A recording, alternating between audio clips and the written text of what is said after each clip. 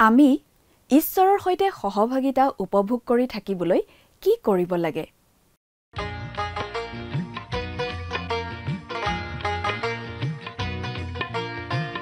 আজিৰে পবিত্ৰ ক্ষণতে উজলি উঠা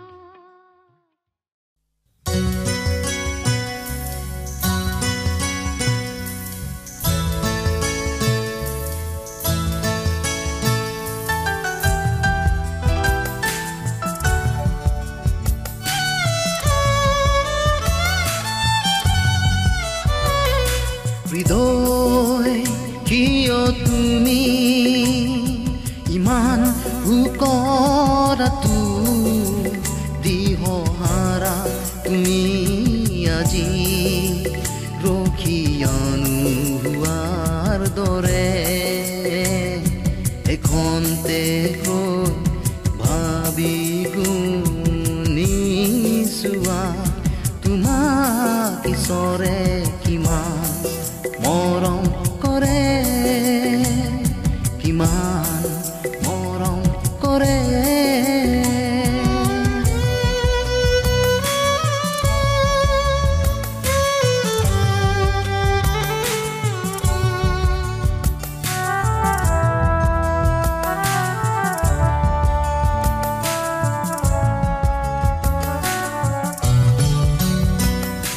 হৃদয় কিয় তুমি ইমান উকৰাটো দিহহাৰা তুমি আজি ৰখিয়ানো হোৱাৰ দৰে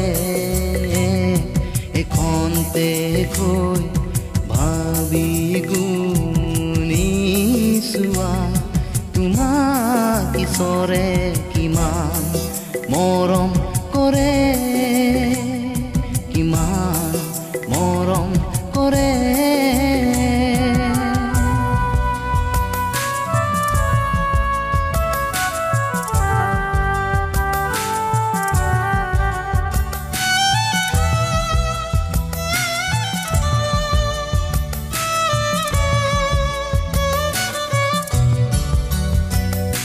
যিচুক গ্ৰহণ কৰা শান্তি জীৱন পাবা যিচুৰ তেজৰ গুণে তুমি ঈশ্বৰৰ সন্তান।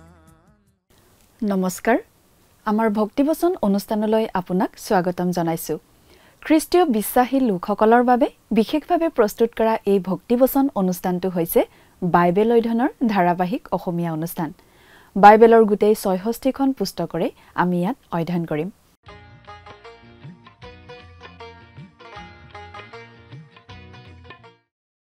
প্ৰিয় দৰ্শক, আমি এতিয়া বাইবেলৰ নতুন নিয়ম খণ্ডৰ জোখনৰ প্ৰথম পত্ৰ বা চমুকৈ প্ৰথম জোখন নামৰ পুস্তকখন অধ্যয়ন কৰি আছো। যোৱা অনুষ্ঠানত আমি এই প্ৰথম জোখন পুস্তকৰ প্ৰথম অধ্যায়ৰ ৬ আৰু ৭ নম্বৰ পদ পঢ়ি তাৰ ভিত্তিত আলোচনা আগবঢ়াইছিলো। আজিৰ অনুষ্ঠানত আমি এই প্ৰথম জোখন পুস্তকৰ প্ৰথম অধ্যায়ৰ ৮ৰ পৰা ১০ নম্বৰ পদলৈকে পঢ়ি তাৰ ভিত্তিত আগবঢ়োৱা আলোচনা শুনিবলৈ পাম। ঈশ্বৰ পোহৰ আৰু আন্ধাৰ তেওঁত এফেৰিও নাই, অৰ্থাৎ ঈশ্বৰ সম্পূৰ্ণ পবিত্ৰ। কিন্তু তেনে পবিত্ৰ ঈশ্বৰৰ লগতো আমি সহভাগিতা ৰাখিব পাৰো আৰু তাৰ উপায়টো জোখনে আমাক জনাই দিছে। আমি যদি ঈশ্বৰৰ সৈতে আমাৰ সহভাগিতা আছে বুলি কৈ আন্ধাৰত চলি থাকো, তেনেহলে আমি সত্য কথা কোৱা নাই বুলি প্ৰমাণিত হ'ব। আন্ধাৰত ফুৰি থকা মানুহৰ সৈতে ঈশ্বৰৰ সহভাগিতা হ'ব নোৱাৰে। যদি ঈশ্বৰৰ সৈতে আমাৰ সহভাগিতা থাকিব লাগে, তেনেহলে আমি পোহৰত চলিব লাগিব।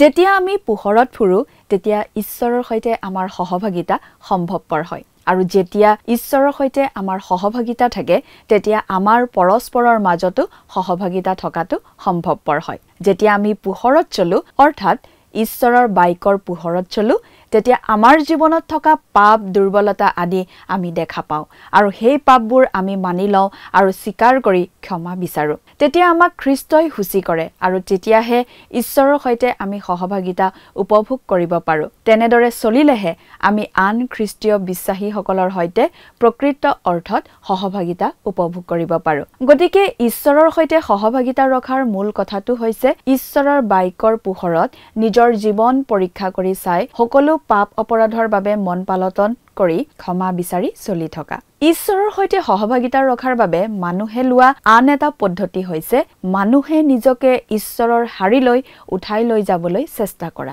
এইটো এটা ভুল চিন্তা বুলি পাচনি জোহনে আমাক জনাই দিছে কিছুমান মানুহে ভাবে যে তেওঁলোক সম্পূৰ্ণ শুদ্ধ সিদ্ধ হৈছে তেওঁলোকত কোনো পাপ নাই গতিকে ঈশ্বৰে তেওঁলোকক গ্ৰহণ কৰিব আৰু ঈশ্বৰৰ সৈতে তেওঁলোকে সহভাগিতা উপভোগ কৰি থাকিব পাৰে কিন্তু তাৰ উত্তৰটো অতি স্পষ্টভাৱে পাচনি জোহনে দিছে তেওঁ কৈছে যে আমাৰ পাপ নাই বুলি যদি আমি কওঁ তেনেহলে আমি মিছা কথা কোৱা হ'ব আৰু নিজেই নিজকে ভুলুৱাহে হ'ব অৰ্থাৎ আমি যে কোনো নিষ্পাপ নহয় সেই কথা কোৱা হৈছে প্ৰিয় দৰ্শক কথাবোৰ অধিক বহলাই চাবলৈ আহকচোন এতিয়া আমি মূল আলোচনাটোৰ মাজলৈ আগবাঢ়ি যাওঁ প্ৰিয় শ্ৰোতা আহকচোন এতিয়া আমি বাইবেল অধ্যয়নৰ পিনে আগবাঢ়ি যাওঁ প্ৰথম জোহন 1 নম্বৰ অধ্যায়ৰ 8 নম্বৰ পদৰ পৰা একেবাৰে 10 নম্বৰ পদলৈকে আমি আমাৰ আলোচনা আগবঢ়াই লৈ যাম আপুনি আপোনাৰ বাইবেলখন মেলি লৈছেনে বাৰু আজিৰ অধ্যয়নত আমি এটা গুৰুত্বপূৰ্ণ বিষয় আলোচনা কৰিবলৈ ওলাইছো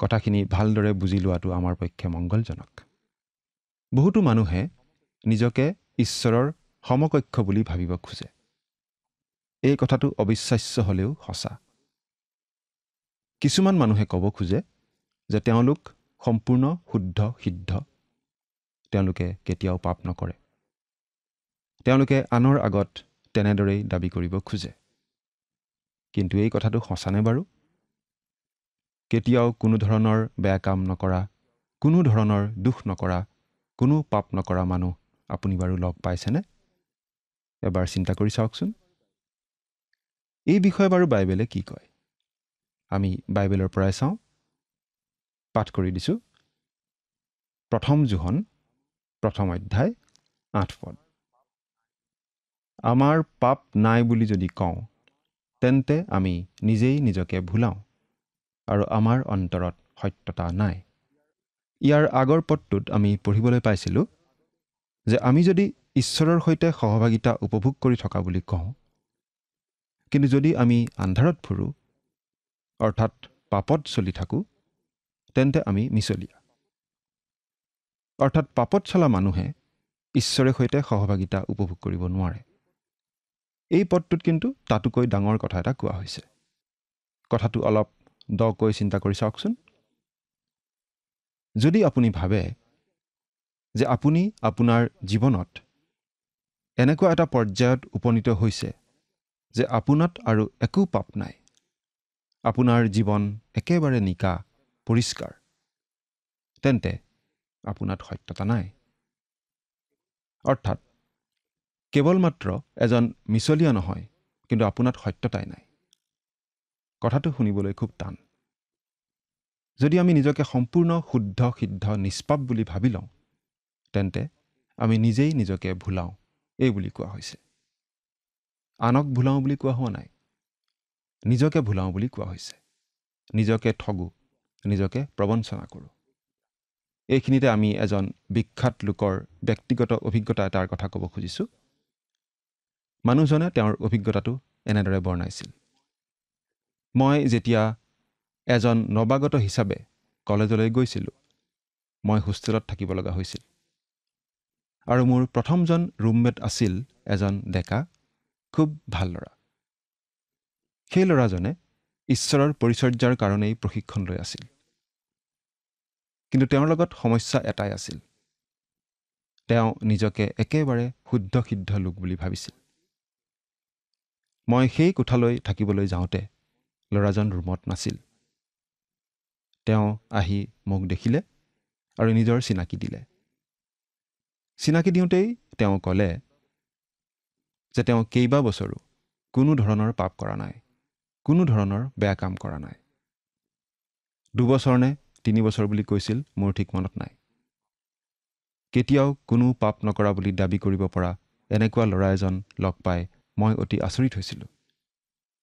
মই আশা কৰিছিলোঁ তেওঁ মোৰ ভাল বন্ধু হ'ব। কিন্তু সেইটো সম্ভৱ নহ'ল। মই য'তেই থাকোঁ তাতেই কেতিয়াবা নহয় কেতিয়াবা কিবা নহয় কিবা এটা বেমেজালি ঘটে। আৰু সেই কোঠাত আমি মাত্ৰ 2জন, আৰু তেওঁতো কেতিয়াও একো ভুল নকৰে বুলিয়েই ভাবে। গতিকে কেতিয়াবা কিবা অঘটন ঘটিলে দুখটো সদায় মোৰ ওপৰতেই পৰে।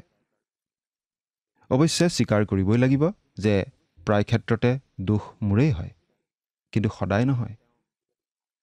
যদিও তেওঁ বেছ ভাল ল'ৰা আছিল, কিন্তু তেওঁ দাবী কৰা ধৰণে শুদ্ধ সিদ্ধ নাছিল। কিন্তু তেওঁ সেই কথাটো উপলব্ধি নকৰিছিল। প্ৰথম 6 মাহ এনেদৰে পাৰ হ'ল। তাৰ পাছত মই বেলেগ কোঠালৈ যাব পৰা হ'লোঁ। মই এদিন তেওঁক ক'লোঁ, মই এই কোঠাটো এৰি বেলেগ কোঠালৈ যাম। তেওঁ অলপ বেয়া পালে। তেওঁ ক'লে, কিয়? ক'লৈ যাবা? মই তেওঁক ক'লোঁ, মই মোৰ নিচিনা একেধৰণৰ ল'ৰা এজন বিচাৰি পাইছোঁ। মোৰ লগত ধৰণ-কৰণ মিলে। মই তেওঁৰ সৈতে একেলগে একেটা কোঠাতে থাকিম বুলি সিদ্ধান্ত লৈছোঁ। মই কোঠাটো এৰি সেই কোঠালৈ গ'লোঁ। মই যিমান দূৰ গম পাওঁ, সেই ল'ৰাজনে আৰু কোনো ৰুমমেট নাপালে। অকলেই থাকিব লগা হ'ল। মোৰ নতুন ৰুমমেটজন কিন্তু মোৰ সৈতে মিলি গ'ল। আমি খুব ভাল বন্ধু হ'লোঁ। আমাৰ সময়বোৰ খুব আনন্দেৰে পাৰ হ'ল। এতিয়া বুঢ়া বয়সতো প্ৰায়েই মই তেওঁক দেখা কৰিবলৈ যাওঁ। এতিয়াও ইজনে সিজনক লগ পালে ভাল পাওঁ। আমি দুয়োজনেই শুদ্ধ সিদ্ধ নহয় আৰু তেনে দাবীও নকৰোঁ। অৱশ্যে ডেকা অৱস্থাতকৈ আমি এতিয়া বহুত উন্নত হ'লোঁ বুলি ক'ব লাগিব। প্ৰিয় শ্ৰোতা, কোনো মানুহে যদি নিজকে সম্পূৰ্ণ শুদ্ধ সিদ্ধ অৱস্থাৰ লোক বুলি ভাবে, তেনেহ'লে সেই মানুহৰ পত্নীগৰাকীৰ কথা ভাবি আমাৰ পুতৌ হয়।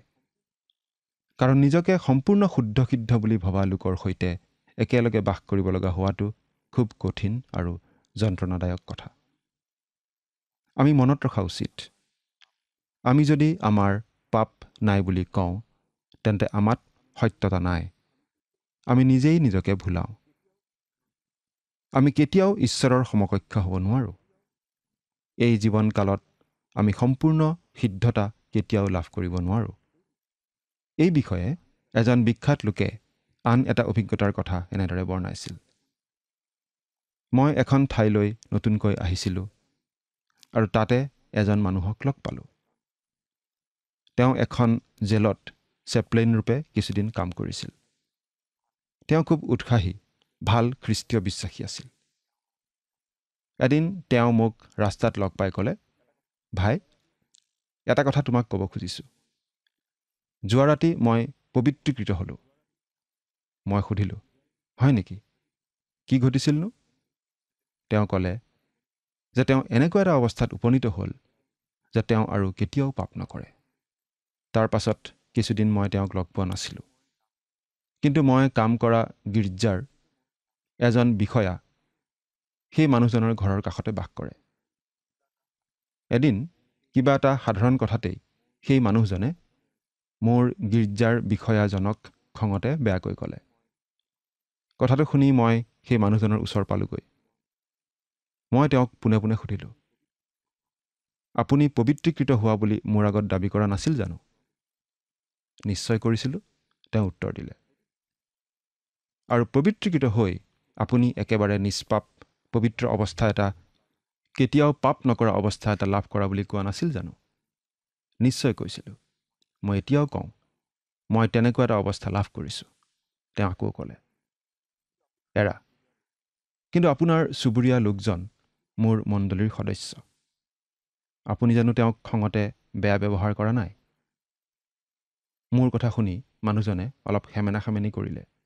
তেওঁ ক'লে, মই অলপ খং কৰিলোঁ, কিন্তু সেইটো জানো পাপ? যদি পাপ নহয় তেন্তে কি? মই সুধিলোঁ। মই অলপ ভুল কৰিলোঁ। সেই কথাটো মই মানি লৈছোঁ। মোৰ খং উঠা উচিত নাছিল। গতিকে সেইটো পাপ নহয়, তেওঁ ক'লে। মই ক'লোঁ, এৰা, এতিয়া আপুনি মোৰ সৈতে হাত মিলাব পাৰে, কাৰণ ময়ো আপোনাৰ নিচিনাই। ময়ো পাপ নকৰোঁ, কেৱল ভুলহে কৰোঁ। অৱশ্যে মই অজস্ৰ ভুল কৰোঁ। কিন্তু ভাই, ঈশ্বৰৰ বাক্যই আমাক কি শিকায় জানেনে? চুবুৰীয়াক খং কৰি বেয়াকৈ কোৱাটোও পাপ।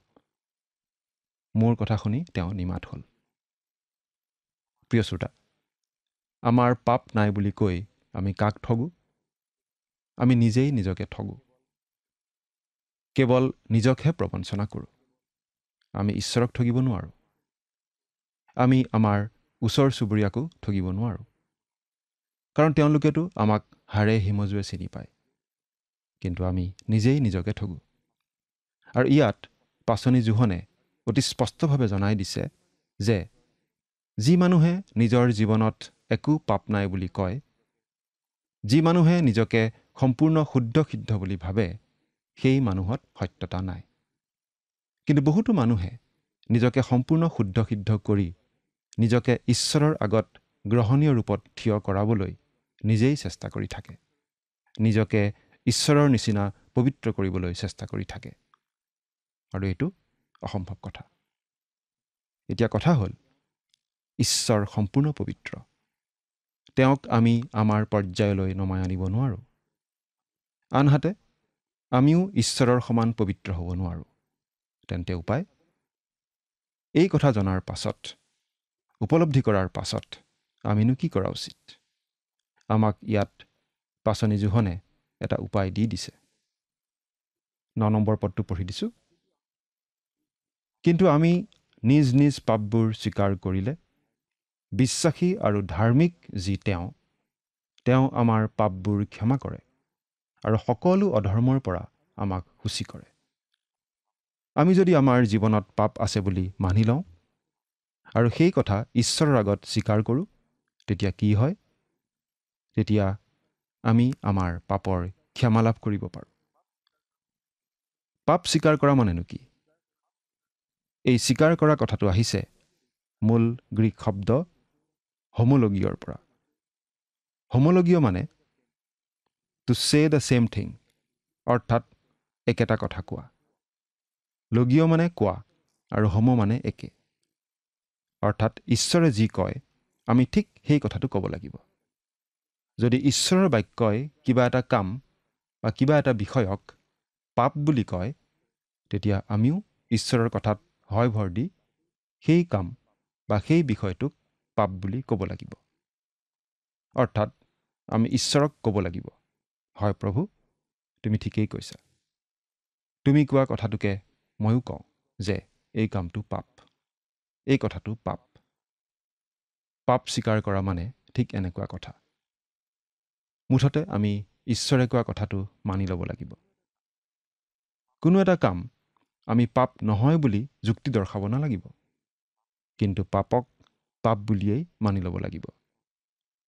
প্ৰিয় শ্ৰোতা, আজি আমাৰ খ্ৰীষ্টীয় মণ্ডলীবোৰত, খ্ৰীষ্টীয় সমাজত এই কথাটোৰ বিশেষ প্ৰয়োজন আছে। আমাৰ ব্যক্তিগত জীৱনতো এই কথাটোৰ বিশেষ প্ৰয়োজন আছে। খ্ৰীষ্টীয় বিশ্বাসীৰ জীৱনত থকা পাপৰ বিষয়ে ঈশ্বৰে এনেদৰেই আঙুলিয়াই দিব খোজে।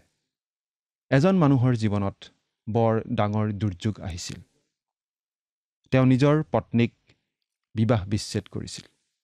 তেওঁৰ চাকৰি গৈছিল, তেওঁৰ পৰিয়াল ভাঙি গৈছিল। তেওঁ অতি হতাশ হৈ পৰিছিল।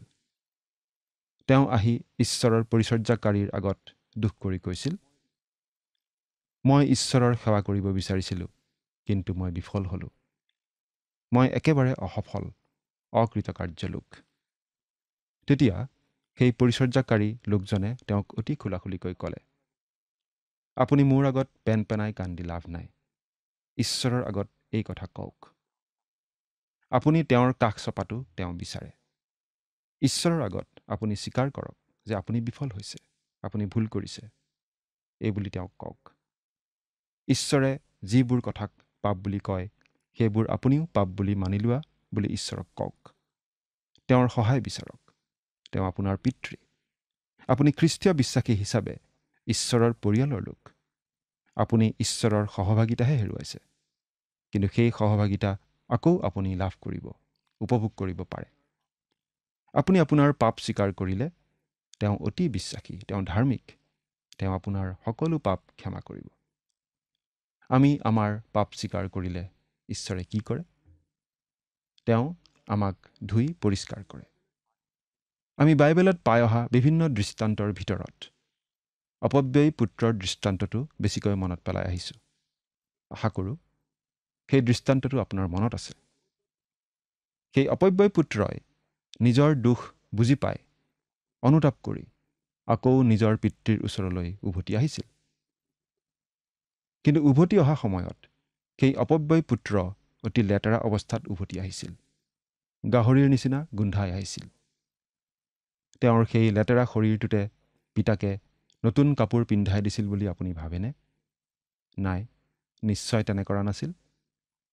প্ৰথমতে পুতেকক ধুই পখালি চাফ চিকুণ কৰি ভালদৰে গাত সুগন্ধি দ্ৰব্য আদি দিহে নিশ্চয় নতুন পোছাক পিন্ধাই দিছিল।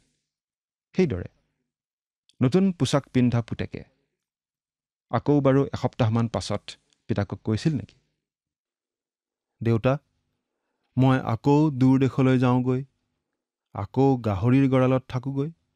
কৈছিলনে বাৰু তেনেকৈ? চিন্তা কৰি চাওকচোন। নিশ্চয় কোৱা নাছিল, নহয় জানো? প্ৰিয় শ্ৰোতা, আমি পাপ স্বীকাৰ কৰা মানে সেই পাপ পৰিত্যাগ কৰাটোও বুজায়। আকৌ কৈছোঁ, আমি পাপ স্বীকাৰ কৰা মানে সেই পাপ পৰিত্যাগ কৰাটো বুজায়। ঈশ্বৰে যিহক পাপ বুলি কয়, আমিও তাকেই পাপ বুলি কোৱাটো বুজায়। পাপৰ ক্ষেত্ৰত ঈশ্বৰৰ সৈতে আমি একমত হোৱাটোক বুজায়। পাপ অতি জঘন্য, অতি ভয়ানক বস্তু। ঈশ্বৰে পাপক ঘিণ কৰে আৰু সেইবাবে আমিও পাপক ঘিণ কৰিবলৈ জানিব লাগিব। আমিও পাপক ঘিণ কৰিবলৈ শিকিব লাগিব। কিন্তু আমি যেতিয়া পাপ স্বীকাৰ কৰোঁ, পিতৃ ঈশ্বৰে আমাক ধুই নিকা কৰে। কিহেৰে? যীশুৰ তেজেৰে। যীশুৰ তেজেৰে আমাক ধুই শুচি কৰে আৰু আমাক আকৌ আঁকোৱালি লয়। আৰু তাৰ পিছত ঈশ্বৰে সৈতে আমাৰ সহভাগিতা আকৌ স্থাপিত হয়। প্ৰিয় শ্ৰোতা, এইখিনিতে আৰু এটা কথা আমি মনত ৰখা উচিত। ঈশ্বৰ বিশ্বাসী আৰু ধাৰ্মিক। তাৰমানে বাৰু কি? তাৰমানে ঈশ্বৰে বিশ্বাসঘাতকতা নকৰে। ঈশ্বৰে প্ৰতিজ্ঞা ভংগ কেতিয়াও নকৰে। ঈশ্বৰে যি কথা কৈছে সেই কথা পালন কৰিবই আখৰে আখৰে। গতিকে ঈশ্বৰে যদি আমাক ক্ষমা কৰিম বুলি কৈছে, তেতিয়াহ'লে তেওঁ আমাক ক্ষমা কৰিবই। আমি এই কথাও মনত ৰখা উচিত যে ঈশ্বৰেই প্ৰকৃত ধাৰ্মিক। তেওঁহে একমাত্ৰ ধাৰ্মিক প্ৰকৃত অৰ্থত। তেওঁত আন্ধাৰ এফেৰিও নাই। ঈশ্বৰ মানুহ নহয় যে কিবা মিছা কথা ক'ব। ঈশ্বৰ মানুহ নহয় যে আজি কিবা এটা কথা কৈ কালি সেই কথা সলনি কৰিব। নাই, ঈশ্বৰ তেনেকুৱা নহয়। তেওঁ যি কৈছে সেই কথা আখৰে আখৰে পালন কৰিবই। এতিয়া 10 নম্বৰ পদটো চাওঁ। ইয়াত এনেদৰে লিখা আছে, আমি পাপ কৰা নাই বুলি যদি কওঁ, তেন্তে তেওঁক মিছলীয়া পাতোঁ আৰু আমাৰ অন্তৰত তেওঁৰ বাক্য নাই। আমি যদি আমাত পাপ নাই বুলি কওঁ, তেনেহ'লে আমি ঈশ্বৰক মিছলীয়া বুলি কোৱাৰ নিচিনা হয়। কিয়? কাৰণ ঈশ্বৰে কৈছে যে আমাত পাপ আছে।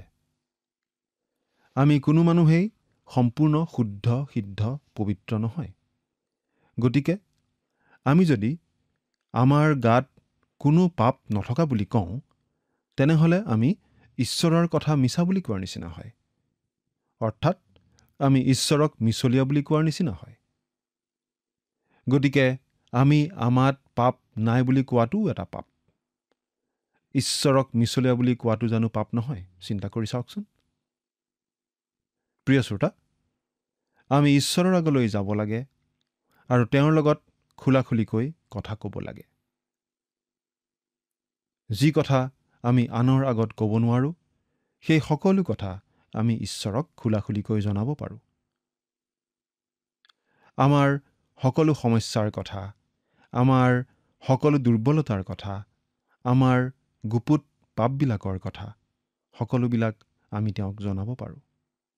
সকলোবিলাক তেওঁৰ আগত স্বীকাৰ কৰিব পাৰোঁ আৰু সেই সকলোবিলাকৰ বাবে আমি তেওঁৰ পৰা ক্ষমা বিচাৰিব পাৰোঁ। সকলোতকৈ ডাঙৰ কথা এয়েই যে তেওঁ আমাক ক্ষমা কৰিবলৈ অনবৰতেই সাজু হৈ থাকে।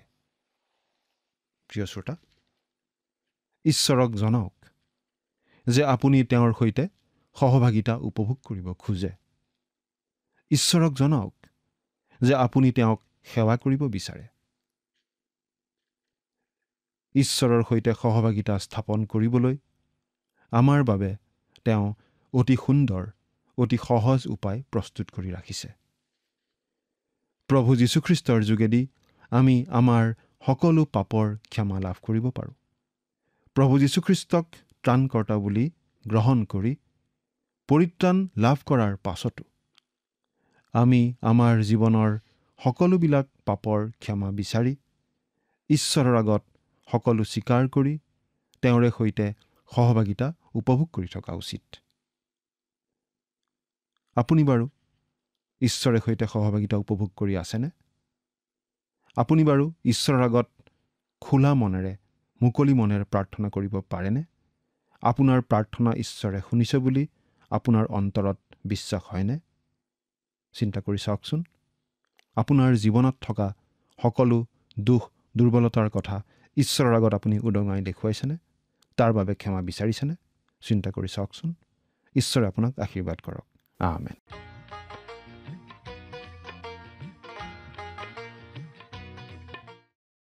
আমি পাপ কৰা নাই বুলি ক'লে ঈশ্বৰক মিছলীয়া বুলি কোৱা হয়, কাৰণ আমি সকলোৱে অনিচ্ছা সত্ত্বেও পাপ কৰি থাকোঁ পৰিত্ৰাণ পোৱাৰ পাছতো।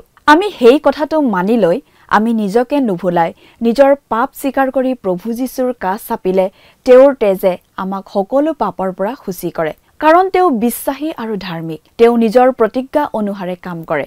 আমি তেনেদৰে নিজৰ পাপ স্বীকাৰ কৰি প্ৰভু যীশুৰ তেজেৰে শুচি কৰা হৈ পিতৃ ঈশ্বৰে সৈতে প্ৰভু যীশুৰ সৈতে সহভাগিতা উপভোগ কৰিব পাৰোঁ। এইটো উপায় ঈশ্বৰে আমাক দিছে তেওঁৰ সৈতে সহভাগিতা ৰক্ষা কৰি চলিবলৈ। তেনেদৰে চলিলেহে আমি আশীৰ্বাদপূৰ্ণ জীৱন যাপন কৰিব পাৰোঁ। প্ৰিয় দৰ্শক, আজিলৈ আমাৰ অনুষ্ঠানটো ইমানতে সামৰণি মাৰিব খুজিছোঁ। পৰৱৰ্তী অনুষ্ঠানত আপোনালোকক পুনৰ লগ পোৱাৰ আশা ৰাখিলোঁ।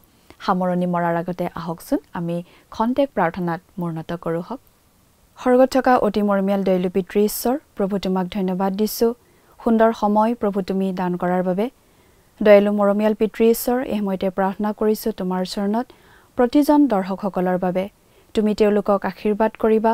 তোমাৰ যি পবিত্ৰ বাক্য অধ্যয়ন কৰা হ'ল, এই বাক্য প্ৰভু তেওঁলোকে যাতে মনত ৰাখি প্ৰভু যি শিকিছে সেই সকলোবিলাক যাতে তেওঁলোকৰ নিজৰ জীৱনত ব্যৱহাৰ কৰিব পাৰিব, তেনে আশীৰ্বাদ দান কৰিবা। আৰু যদি কোনো প্ৰভু কিবা সমস্যাত ভুগি আছে, সেই সকলো সমস্যাবোৰৰ পৰা তেওঁলোকক প্ৰভু তুমি মুক্ত কৰিবা। এই সকলো যাচনা মহান ত্ৰাণকৰ্তা প্ৰভু যীশুখ্ৰীষ্টৰ নামত অৰ্পণ কৰিছোঁ। আমেন। প্ৰিয় দৰ্শক, যোৱা অনুষ্ঠানৰ প্ৰশ্নটোৰ শুদ্ধ উত্তৰটো হৈছে অপশ্যন বি, প্ৰেমৰ পাচনি। আজিৰ অনুষ্ঠানৰ ওপৰত আধাৰিত প্ৰশ্নটো হৈছে স্বীকাৰ শব্দটোৰ মূল গ্ৰীক শব্দটো কি? Option A koinonia, option B সমলগীয়, অপশ্যন চি হেগীয়, অপশ্যন ডি ইক্লেছিয়া। প্ৰিয় দৰ্শক, আজিৰ প্ৰশ্নৰ সঠিক উত্তৰটো আজি সন্ধিয়া 6 বজাৰ আগেয়ে আপোনাৰ নাম আৰু সম্পূৰ্ণ ঠিকনাৰে সৈতে আমালৈ 7429840242 নম্বৰত SMS নাইবা হোৱাটছআপ যোগে প্ৰেৰণ কৰক। প্ৰিয় দৰ্শক, আপুনি যদি আমাৰ এই অনুষ্ঠানৰ যোগেদি আশীৰ্বাদপ্ৰাপ্ত হৈছে আৰু আমাৰ লগত কথা পাতিবলৈ বিচাৰিছে বা আপোনাক প্ৰাৰ্থনাৰ সহায়ো পৰামৰ্শ লাগে, তেন্তে আমালৈ 7429840242 এই নম্বৰত পোনপটীয়াকৈ ফোন কৰিব পাৰিব। ধন্যবাদ।